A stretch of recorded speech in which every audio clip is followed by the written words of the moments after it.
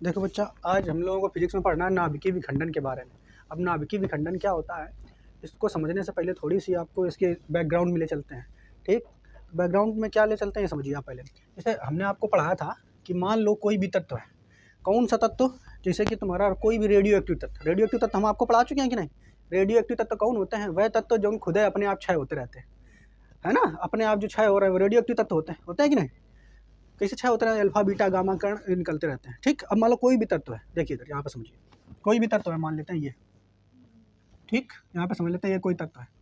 अब इसमें क्या करें हम, इधर से तीव्रगामी न्यूट्रॉन की टक्कर कराएं। किसकी टक्कर कराएं? तीव्रगामी न्यूट्रॉन।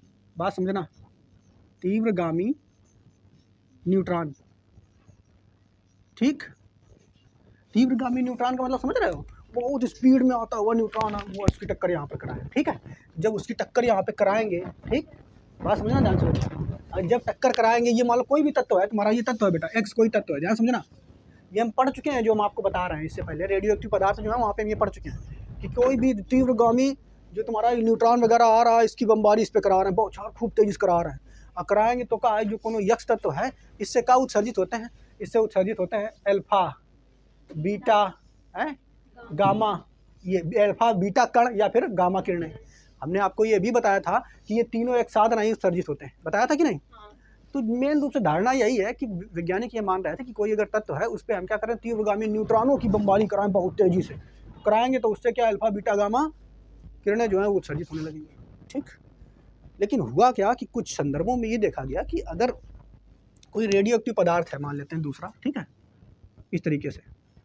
अब मान लेते हैं ये फिर एक वैज्ञानिक थे, उन्होंने देखा ये कि मान लेते हैं एक यूरेनियम है, यानी अधिकतर तत्वों पे कराया गया तो ये घटना हो रही थी। एक यूरेनियम है, यूरेनियम का आपको पता है कि 92 यूरेनियम कितना होता है, 235, और एक भाई वो थी 92 यूरेनियम 238। भाई का मतलब समझ रहे हो, समस्थानिक, अंग्रेजी में आइसोटोप्स क्या कहते हैं। अच्छा, तो 92 यूरेनियम 235, 92 यूरेनियम 238।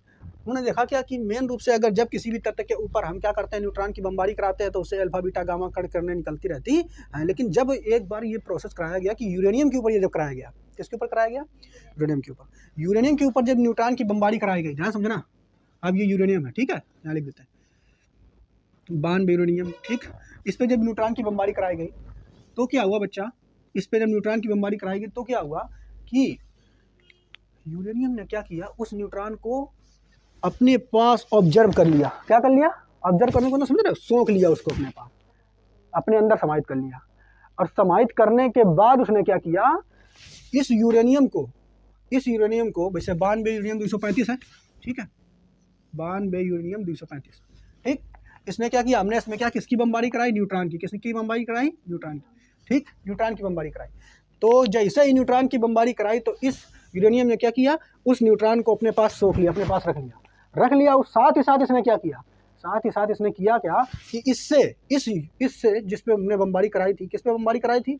यूरेनियम पर। यूरेनियम का ये 92 यूरेनियम 235 वाला है, और जैसे ही बमबारी कराई तो इसने न्यूट्रॉन को अपने पास रख लिया। ठीक, ऊपर वाले प्रोसेस में भी न्यूट्रॉनों को रखते थे, लेकिन उसके बदले में अल्फा बीटा गामा कण को ढील देते थे।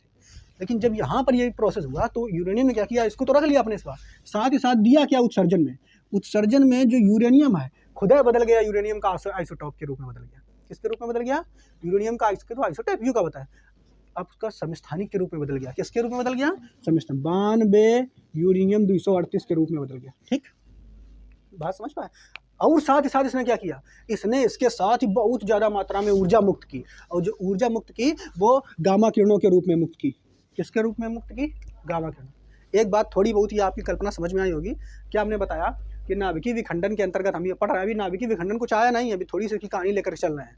क्या बताया कि जब कभी तीव्रगामी न्यूट्रॉनों की बमबारी किसी तत्व पर कराई जाती है, रेडियो एक्टिव पर, तो उससे अल्फा बीटा गामा किरणें मुक्त होती हैं, है ना। लेकिन अल्फा बीटा गामा किरणें जो हैं ये एक साथ नहीं मुक्त होती हैं। हमने आपको रेडियो एक्टिव वाले चैप्टर में पढ़ाया था अच्छे से, आपको याद होगा, अल्फा आएगा या तो गामा आएगा, बीटा आएगा या तो गामा आएगा, ये तीनों एक साथ नहीं आते हैं। और जब आते भी हैं तो अपने रूप बदल देते हैं, रूप बदलते रहते हैं नहीं। अच्छा चलो, उसको वो तो आप वहाँ का टॉपिक आप ही समझिए। तो हमने क्या बताया, जब कभी भी किसी रेडियो एक्टिव पदार्थ पर या तत्व पर, ठीक है, हम किसी तीव्रगामी इलेक्ट्रॉन की बमबारी कराते हैं तो वह तीव्रगामी इलेक्ट्रॉन से क्या, उस तीव्रगामी इलेक्ट्रॉन के द्वारा, इलेक्ट्रॉन बोल रहे हैं, न्यूट्रॉन के द्वारा जो तुम्हारा रेडियो एक्टिव तत्व है अल्फा बीटा गामा कणों और किरणों को छोड़ देता है। लेकिन जब यही प्रोसेस इस पर किया गया, बान बेरिलियम 235 पर यूरेनियम पे किया गया, तो यूरेनियम ने क्या किया, न्यूट्रॉन को तो सूख लिया, न्यूट्रॉन को अपने पास रख लिया, रखने के साथ ही साथ इसने क्या किया कि अपने ही एक भाई के रूप में बदल गया, ये अपने ही भाई के रूप में बदल गया, यानी अपने समस्थानिक के रूप में बदल गया। साथ ही साथ इसने क्या किया, इसने बहुत ही ज़्यादा मात्रा में ऊर्जा का उत्पादन किया, और जो ऊर्जा का उत्पादन किया वो गामा किरणों के रूप में किया। ठीक, तो वैज्ञानिक यहाँ से ये समझ गए कि भैया जब हम ये बमबारी कराते हैं किसी तत्व पर, तो या तो उसमें ये वाला प्रोसेस होगा और या तो ये वाला प्रोसेस होगा। तो मेरी बात समझ पा रहे हो कि नहीं? ठीक है, नहीं बात समझ पाए। वैज्ञानिक यहाँ से ये समझ गया कि भैया अगर किसी तत्व पर हम न्यूट्रॉनों की बमबारी करा रहे हैं, तो या तो ये प्रोसेस होगा, अल्फा बीटा गामा कण निकलेंगे हैं, और या फिर ये प्रोसेस होगा कि जब यूरेनियम पर कराया गया तो उसमें क्या हुआ, उसका समस्थानिक बन गया, ठीक है, और साथ ही साथ गामा किरणें निकल गई। ठीक, लेकिन हुआ क्या, एक वैज्ञानिक और थे, उनका नाम जो है वो हम यहाँ पे लिख देते हैं। उनका नाम क्या है भाई, नाम इसमें दिया होगा, उनका नाम था भाई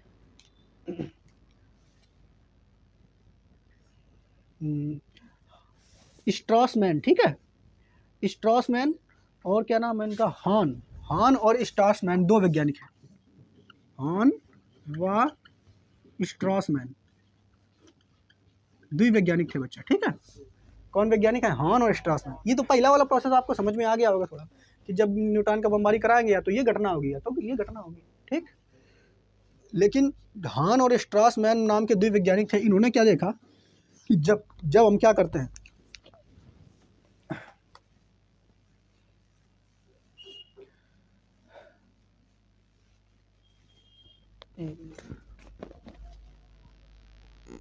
देखो, तो यहाँ पर एक दो वैज्ञानिक थे पहले, ये इनका नाम है देखिए, हान और स्ट्रॉसमैन। ये तो पहला आपको प्रोसेस हमने बता दिया। ये वैज्ञानिक जब बमबारी करा रहे थे तो इन लोगों को यही लगेगा, या तो किसी भी रेडियो एक्टिव तत्व पर जब न्यूट्रॉन की बमबारी कराएंगे वह तो इस प्रोसेस के तहत प्राप्त होगा या तो इस प्रोसेस के तहत प्राप्त। लेकिन ये दो वैज्ञानिक थे, हान और स्ट्रॉसमैन, ये भी यही प्रयोग कर रहे होंगे। तो ये जो प्रयोग कर रहे थे, इन्होंने भी क्या किया, यूरेनियम पर 92 यूरेनियम 235 पर इन्होंने यही प्रयोग किया। ठीक, 92 यूरेनियम 235 पर कौन प्रयोग किया, न्यूट्रॉन की बमबारी कराई। किसकी बमबारी कराई, न्यूट्रॉन की। न्यूट्रॉन की जब बमबारी इन्होंने कराई तो इन्होंने देखा क्या कि जो ये न्यूट्रॉन है ना, ये सॉरी जो तुम्हारा 92 यूरेनियम 235 है ना, ये जब इन्होंने बमबारी कराई तो उन्हें देखा क्या कि दो अलग अलग तत्वों के रूप में टूट गया है। एक तत्व का नाम था बेरियम, क्या नाम था, बेरियम, और एक तत्व का नाम था, क्या नाम था, हाँ, क्रिप्टन। जो क्रिप्टन होता है इसका परमाणु क्रमांक होता है 36, और बेरियम का शायद कितना होता है, 72 ऐसे कुछ होता है। देखो देख लेना इसको, 56 होता है। ठीक है, तो देखो क्या यहाँ पे ध्यान समझना बच्चा, कि जब इन्होंने क्या देखा, ये दो वैज्ञानिक थे जिनका नाम था हान और स्ट्रॉसमैन। क्या नाम था, हान और स्ट्रॉसमैन। इन्होंने क्या देखा कि जब 92 यूरेनियम 235 यानी यूरेनियम पर बमबारी कराई गई न्यूट्रॉन की, तो कराने पर क्या हुआ कि इस बार इनके साथ क्या हुआ कि जो यूरेनियम था वो अपने समस्थानिक के रूप में नहीं टूटा, वो दो अलग के रूप में, अलग अलग तत्वों के रूप में टूट गया। नहीं बात समझ पाए। जबकि आगे वाला जो प्रोसेस था, ये वीआर क्या सोचे थे, ये सोचा था कि अगर हम यूरेनियम 92 यूरेनियम 235 पर बमबारी कराएंगे, हम किसकी बमबारी कराएंगे, न्यूट्रॉन की, तो या तो ये प्रोसेस होगा, अल्फा बीटा गामा किरणें निकलेंगी, या फिर ये प्रोसेस होगा कि 92 यूरेनियम 235 जो है और वो किसमें बदल जाएगा, अपने समस्थानिक के रूप में बदल जाएगा।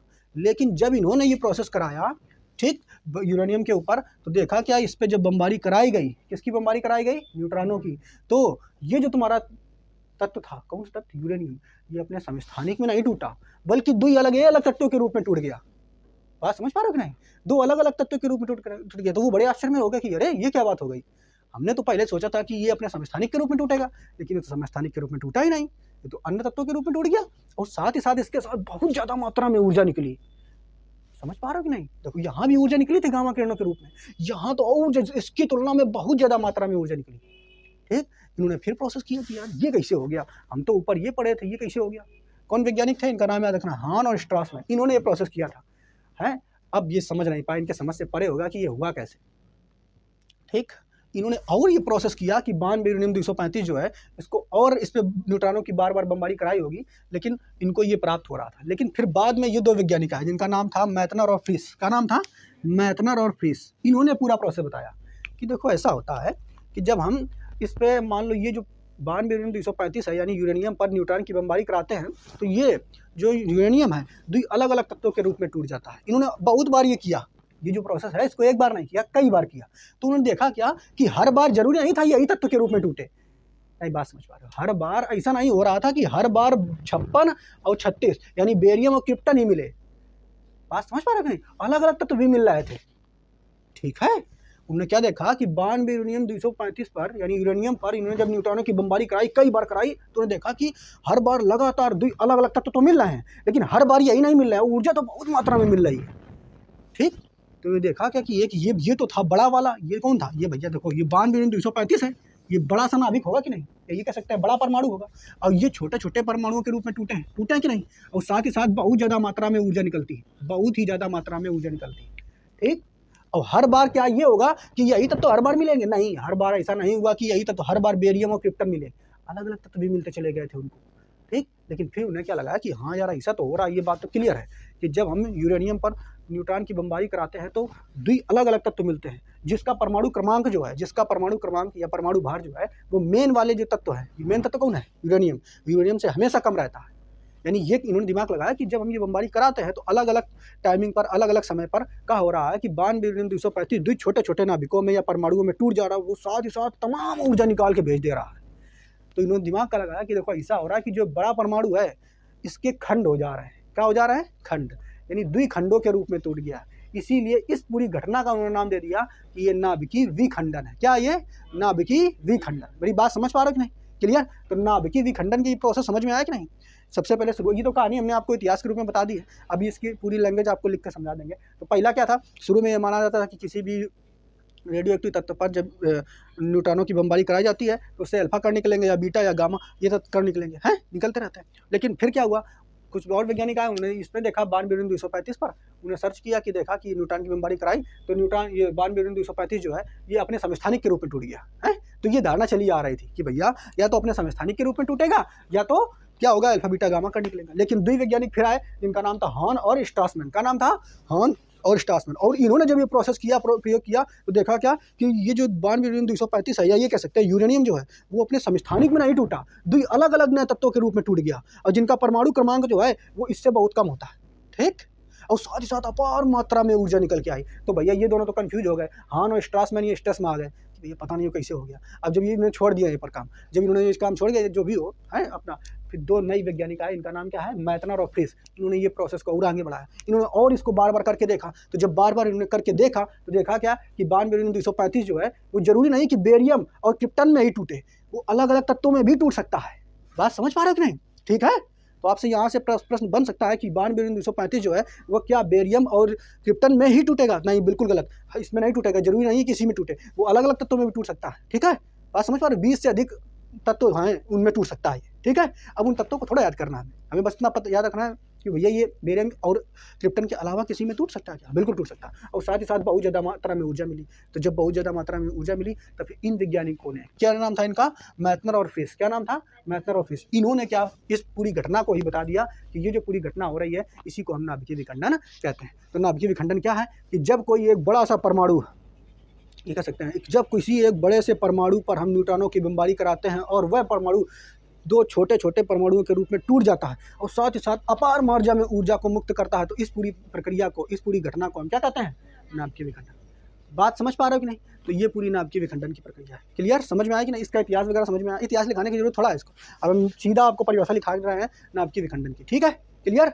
इनके वैज्ञानिक का नाम भी याद रखना, वैसे चाहो तो याद कर लो, नहीं याद करना तो कोई दिक्कत नहीं। मैथनर और फ्रिस, इन्होंने बताई थी इसकी बात को। ठीक है, बाकी ये लोग जो थे हॉर्न और स्ट्रासमैन, ये स्ट्रेस में आ गए थे, ये का होगा भैया, हम लोग तो ये सोच रहे हैं ये का हो गया। ठीक, तो हम इसको मिटाते हैं और आपको पूरा सिस्टमेटिक वे से लिख करके दिखा देते हैं। ठीक है, कहानी समझ में?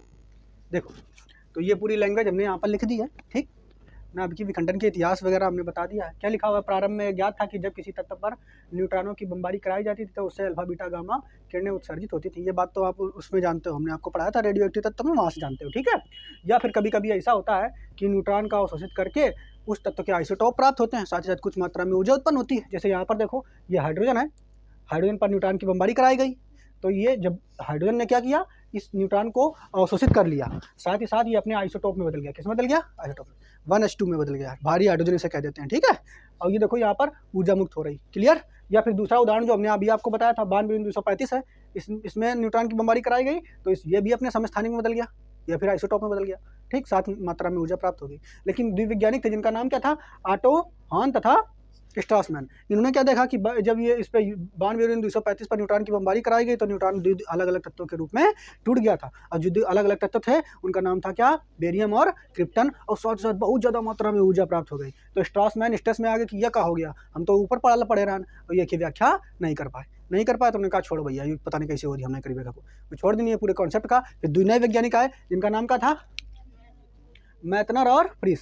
मैथनर और फ्रिस ने इसी प्रोसेस को आगे बढ़ाया और देखा क्या कि भैया जब हम यूरेनियम पर बमबारी कराते हैं न्यूट्रॉनों की, तो क्या होता है कि न्यूट्रॉन जो है, ठीक, सॉरी, यूरेनियम जो है वो 2 छोटे छोटे नाभिकों के रूप में टूट जाता है, या 2 छोटे छोटे तत्वों के रूप में टूट जाता है, ठीक है। अब वो जरूरी नहीं कि तत्व ये हमेशा यही वाले हों। कौन वाले? बेरियम और क्रिप्टन, वो अलग अलग हो सकते हैं, यानी 20 अन्य तत्वों में भी टूट सकता है, लेकिन ऊर्जा बहुत ज़्यादा मात्रा में उत्पन्न करता है। बात समझ पा रहे हैं नहीं? इस घटना को इन्होंने नाम दिया और कहा कि भैया ये जो घटना होती है, ये घटना कौन सी है? नाभिकीय विखंडन। कौन सी घटना है? नाभिकीय विखंडन। इन्होंने नाम दे दिया कि नाभिकीय विखंडन की घटना हो रही है। अब वही हम नाभिकीय विखंडन पढ़ते हैं। तो नाभिकीय विखंडन में क्या होता है? जब एक बड़ा सा परमाणु जिस पे न्यूट्रॉन की बमबारी कराई जाती है, तो वह बड़ा सा परमाणु 2 छोटे छोटे अन्य परमाणु में टूट जाता था, तो बहुत ज़्यादा मात्रा में ऊर्जा मुक्त होती है। इसी प्रक्रिया को, इसी घटना को हम क्या कहते हैं? नाभिकीय विखंडन। लेकिन यहाँ पर हमें इस लैंग्वेज को भी याद कर लेना, ठीक है। इसमें क्या लिखा हुआ देखो, नाभिकीय विखंडन वह प्रक्रिया है, नाभिकीय विखंडन वह प्रक्रिया है जिसमें एक भारी नाभिक कह दो या परमाणु कह दो, बात देखते हैं, ठीक है। एक भारी नाभिक न्यूट्रॉन का अवशोषण करके न्यूट्रॉन को अवशोषित कर लेता है, 2 अन्य हल्के नाभिकों में टूट जाता है और बहुत ही ज़्यादा मात्रा में ऊर्जा उत्पन्न होती है। इसी प्रक्रिया को हम क्या कहते हैं? नाभिकीय। मेरी बात समझ पाए? लेकिन अब हम यहाँ पर क्या करेंगे बच्चा? हम बान बेरिलियम 235 का अध्ययन करेंगे कि भैया इस पे न्यूट्रॉन की बमबारी कराएंगे तो कैसे टूटता है, ठीक है। उससे पहले हमें ये जानना है, देखो कि जो बान बेरिलियम 235 है, तो यूरेनियम के अन्य समस्थानिक हो सकते हैं, लेकिन मेन रूप से 2 ही हैं, बान बेरिलियम 235 और बान बेरिलियम 238। ये दोनों कैसे स्थायी समस्थानिक है। स्थायी का मतलब समझते हो? जो भैया मौजूद रहा एकदम खुले आसमान में घूमे बढ़िया से, वे स्थायी हैं। लेकिन क्या और समस्थानिक हो सकते हैं, जैसे यहाँ पर बान बेरिलियम 239 वाला भी मिल जाता है, और भी समस्थानिक हो सकते हैं, लेकिन वे स्थायी नहीं होते हैं। 236 वाला भी मिल जाता है, वे स्थायी नहीं होते, वे अस्थायी होते हैं, क्षणिक तनक देर का आए फिर चले गए तुरंत। बात समझ पा रहे हैं? क्लियर। तो मेन समस्थानिक कितने हैं यूरेनियम के? 2 ही हैं मेन, बान बेरिलियम 235 और 38 वाले, ठीक है। और भी हो सकते हैं समस्थानिक, लेकिन वे कैसे होते हैं? अस्थायी होते हैं। कैसे होते हैं? अस्थायी। तो देखो इधर जो 92 समस्थानिक कितने हैं यूरेनियम के? एक तो है 92 यूरेनियम 235 वाला, एक तो 92 यूरेनियम 238 वाला। ये कैसे समस्थानिक हैं? स्थायी हैं। लेकिन बच्चा लोग ये जो पाए जाते हैं ना प्रकृति में जो ये पाए जाते हैं, तो इनका कौन अनुपात होता है? 145:1। देखिए मतलब क्या होगा? 145:1 के रूप में पाए जाते हैं। देखिए मतलब क्या होगा? 145:1 के रूप में। मतलब यो बा कि अगर भगवान इन 2 समस्थानिक के यूरेनियम का बनाए तो ज़्यादा मात्रा में बनाई रेस है, यानी ये 145 मौजूद है तब वो फिर 1 बनाए है। बात समझ रहा? जैसे ना कही था कि देखो तुम लाखों में 1 हो। भगवान ने लड़कियों को बहुत बनाया है, लेकिन जो लड़का लोग कही देते हैं लड़की तुम तो लाखों में 1 हो, करोड़ों में 1 हो। देखिए मतलब क्या, लड़कियाँ तो बहुत बनाई, लेकिन उन लाखों में तुम एक स्पेशल हो। ऐसे भगवान यूरेनियम तो बहुत बनाई ओमा, जब तुम्हारे 145 ये बना दिए भगवान, तब एक यू बनाइए। कौन सा? 92 वाला, ठीक है। बात समझ रहे हो कि नहीं? ठीक। तो ये चीज़ है। तो यानी ये देखो, यो अगर कहिए ऐसे कौन कहिए, जो मान लो कोनो 92 वाला ऐसे कह रहे हो, ये लड़की मान लो, ये लड़का मान लो, या ये दोनों लड़की मान लो, ऐसे अगर कहिए तो क्या कहिए? तुम 145 में 1 हो। समझ रहा है ना? तो भैया 145 ये बनेगा तब 1 ये बनेगा। अनुपात रेशियो ये है। तो ज़्यादा मात्रा में कौन है? ये वाला। कम में कौन मिलेगा? ये वाला। बात समझ पा रहे हो? तो भैया अगर ध्यान से देखो, जो ज़्यादा मात्रा में उपलब्ध हुई है वहीं पर तो प्रयोग ज़्यादा हुई है कि नहीं है। तो जो ये लोग वैज्ञानिक रहे हैं कौन? मैथनर और फ्रिस हैं। ये प्रयोग ज़्यादातर के कर रहा है माँ काय के मारे ज़्यादा मात्रा में उत्पन्न हुआ है। तो क्या माँ बान बेरिलियम 235 का विखंडन करा जाएगा कि नहीं? कई दो एफ नहीं करो जा सकती, इस पर भी किया जा सकता है, लेकिन मेन रूप से किसमें किया गया था? इसमें। तो अब हुआ क्या, इसमें विखंडन कैसे किया गया समझिए यहाँ पर। अब हम यहाँ पर आपकी किताब में जिस तरीके से बना वैसा चित्र बनाते हैं। देखो यहाँ पे समझिए आप बच्चा, ये हमारे पास है यूरेनियम, ठीक, कुछ इस तरीके से बना देते हैं, ठीक। ये है यूरेनियम, और थोड़ा नीचे बनाए चित्र, थोड़ा क्लियर बनेगा, थोड़ा सा नीचे बनाए, ठीक। ये है बच्चा यूरेनियम, ठीक। और यूरेनियम कौन वाला है? यूरेनियम 92, यूरेनियम 235 वाला है, ठीक है। 38 वाला नहीं, 38 वाले पर तब प्रयोग करेंगे जब ज़्यादा जरूरत होगी। और बाकी ये तो खुले घूम रहे हैं, तमाम मात्रा में मौजूद हैं, तो इन पर प्रयोग करो ना, ठीक है। देखो अच्छा, तो अब एक पर क्या करोगा, न्यूट्रॉन की बमबारी करी गई। ये भैया न्यूट्रॉन भाई साहब हैं, बड़ी स्पीड में आ रहे हैं और ये मटक रही हैं, ठीक। न्यूट्रॉन हम इसे लिख दे रहे हैं, बना दे रहे हैं, तो समझ जाओ। अब चाहो तो पूरा प्रतीक ये होता है, लेकिन ये नहीं बना दो तो तुम समझ जाओ कि न्यूट्रॉन की बमबारी करा रहे हैं। तो न्यूट्रॉन पर जो अब जो तुम्हारा रखा रहा है बीच में 92 यूरेनियम 235 वाला यूरेनियम, और तुम टक्कर मरवा रहे हो उसके की न्यूट्रॉन। जहाँ टक्कर मरवाई तो भा का ये प्रोसेस कौन वाला होगा, जो ये देख रहे हैं ऑटो हॉर्न और स्ट्रासमैन। ये देख के जब चकित होगा कि अरे यू क्या होगा, तो जब तुम ये प्रोसेस कराई तो जैसे ही उससे न्यूट्रॉन टकराया, तो टकराने से जैसे अंदर गया होगा, तो 92 यूरेनियम 235 ने क्या किया, न्यूट्रॉन से कहा अच्छा तुम ये रुक जाओ, हमारे पास रुक जाओ, ये खाओ शोषित कर लेंगे। और करीस का अपना टूटेगा, अपना क्या करिए, अपना टूटेगा, ठीक। देखो ध्यान से, अपना ये टूट गया, ठीक। हम ऐसे बना दे रहे हैं, चौंचे बना दे रहे मतलब टूटेगा, इसे 20 से टूटेगा, ठीक, 20 से टूटेगा। और टूटने के साथ हुआ था कि जो अपना खुद रहा है, खुद 2 अलग अलग परमाणुओं में बदल गया। अपना टूटो 20 से, टूटो ऐसे, और टूट करके 2 अलग अलग परमाणुओं में बदल गया। बात समझ पा रहे हो नहीं? तो 2 अलग अलग जो परमाणु हैं वो हम इसे दिखा देते हैं, एक इधर और एक इधर, 2 अलग अलग परमाणु में टूट गया। और जो 2 परमाणु थे, एक था तुम्हारा बेरियम और दूसरा कौन सा था, क्रिप्टन। मेरी बात समझ पाए? ठीक है।